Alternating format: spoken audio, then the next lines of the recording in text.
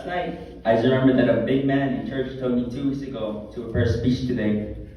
I asked Mom to call Bishop to confirm. Mom tried to guess who the man was that I was talking about because I forgot his name. After my mom talked with the bishop on the phone, I looked at her with tired eyes and started to think up louder and louder because I knew that I didn't have much time to do this, to prepare the speech.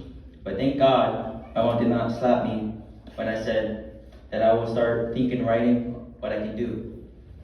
It's a great pleasure for me to stand before you to share a little about Aaronic priesthood.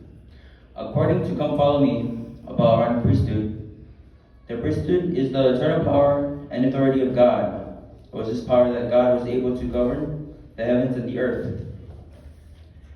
With the authorization of the presiding priesthood leader, deacons pass the sacrament. They help the bishop watch over church members by giving service. Teachers, another office of Aaronic priesthood, may perform all the duties of deacons.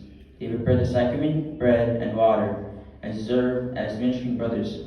Speaking of bread, I give my mom mad some Sundays before church, before I always ask her last minute that we need to stop by a store for bread, for a loaf of bread.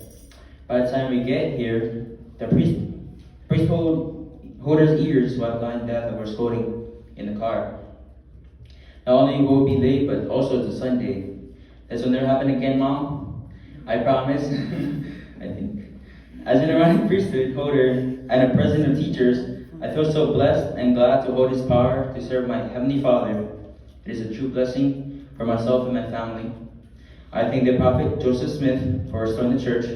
I love you all and say these things in the name of Jesus Christ. Amen. Amen.